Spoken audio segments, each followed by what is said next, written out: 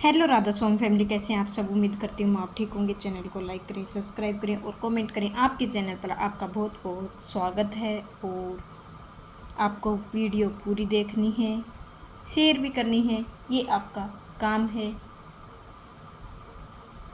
सत्संग शुरू करने से पहले मैं फिर से राधा स्वामी बोल देती हूँ, जी राधा स्वामी जी, जी राधा स्वामी जी। आप भी कमेंट में राधा स्वामी जरूर लिखिए। और आज का सत्संग रहेगा बच्चों के ऊपर। बच्चों को हमें क्या शिक्षा देनी है और सतगुरु के हुक्म में कैसे बच्चों को रखना है। बच्चा केवल माता पिता की संपत्ति नहीं, बल्कि आने वाला समाज की धरोहर होती है।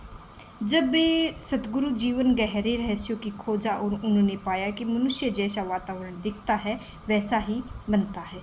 बच्चे का मन तो भी अधिक कोमल होता है, वह ढल जाता है और यदि उस पर क्रोध का बोझ डाला जाए तो वह हिंसक हो जाता है। यदि उस पर करुणा का जल बरसाया जाए तो वह करुणामयी हो जाता है। यदि उसे लोभ और ईर्ष्या की कहानियाँ सुनाई जाए तो वह स्वार्थी हो जाता है। यदि उसे संयम की और शांति की राह दिखाई जाए तो वह शांति और संयमी खो जाता है। बीज जैसा बोओगे वैसा ही पाओगे, जैसे वृक्ष बोओगे वैसे ही फल मिलेंगे।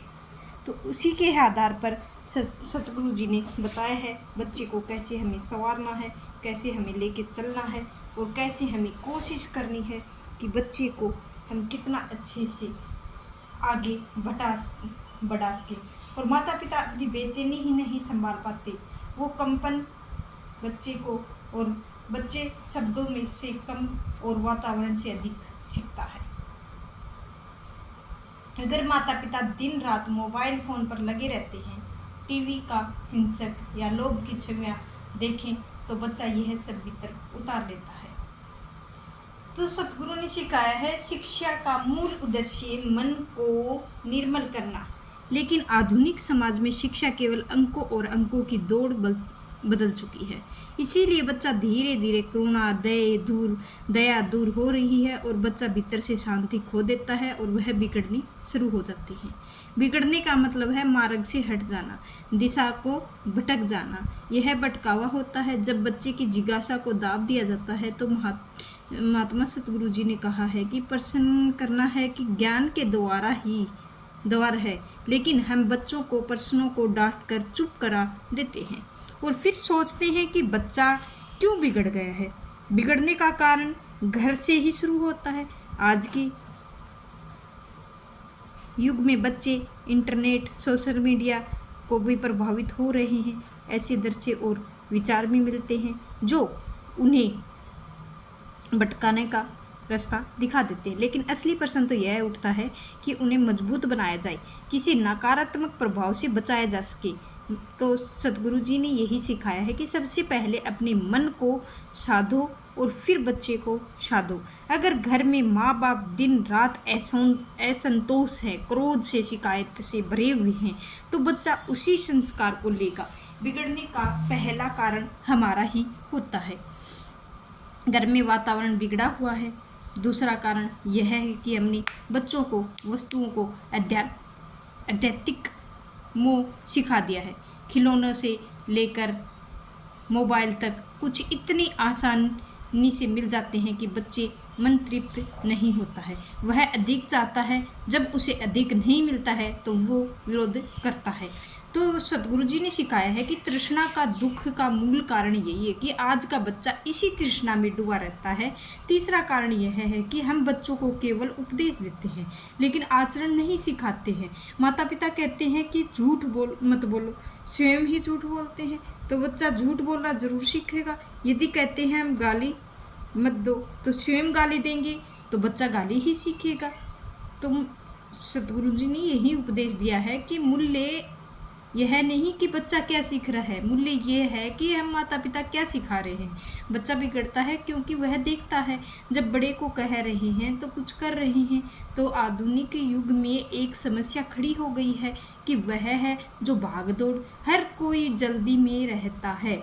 माता पिता के पास बच्चों के लिए टाइम नहीं है। बच्चों बच्चे फिर अकेले रहते हैं। जब समय नहीं है तो स्वाद नहीं है। जब बच्चा अकेला पड़ जाता है, अकेला बच्चा उन संगतों में चला जाता है जहाँ क्षणिक आनंद मिलता है, चाहे वह संगति बिगड़ने वाली हो क्यों ना हो।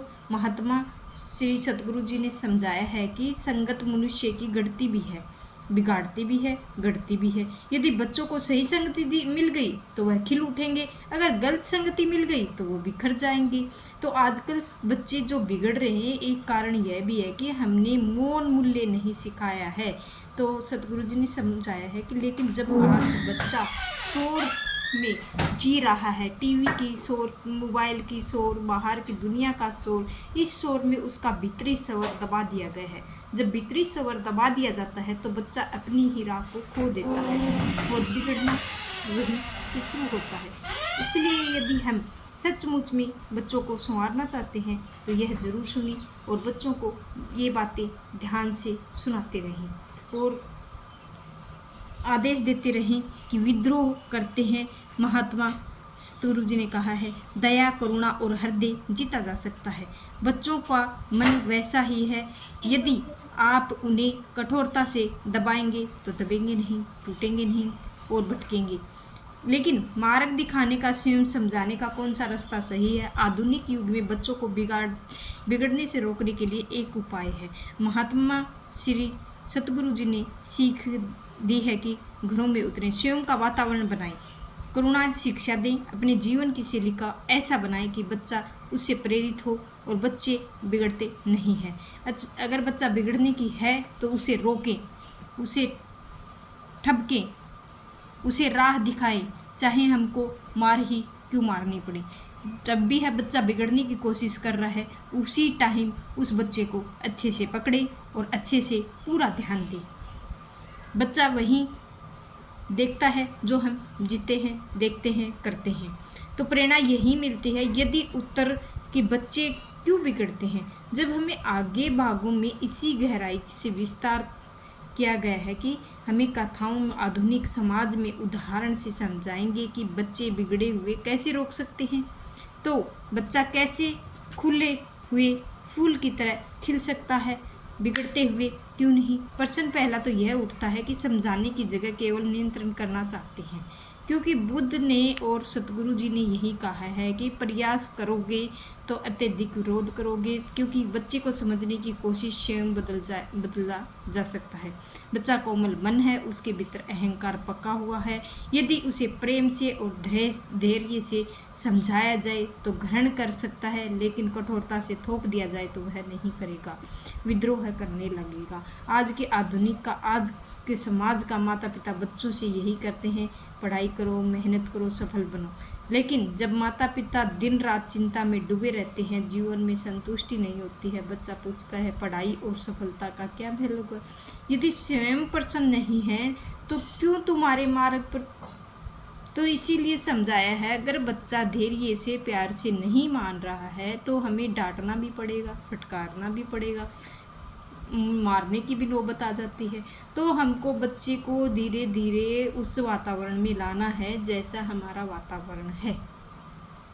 जैसे हम कई बातों को इग्नोर भी करते हैं, कई बातों को ध्यान से सुनते भी हैं, कई बातों को हम मानते भी हैं, कई बातों को हम हमारी थोड़ी सी सोच समझ के भी काम लेते हैं।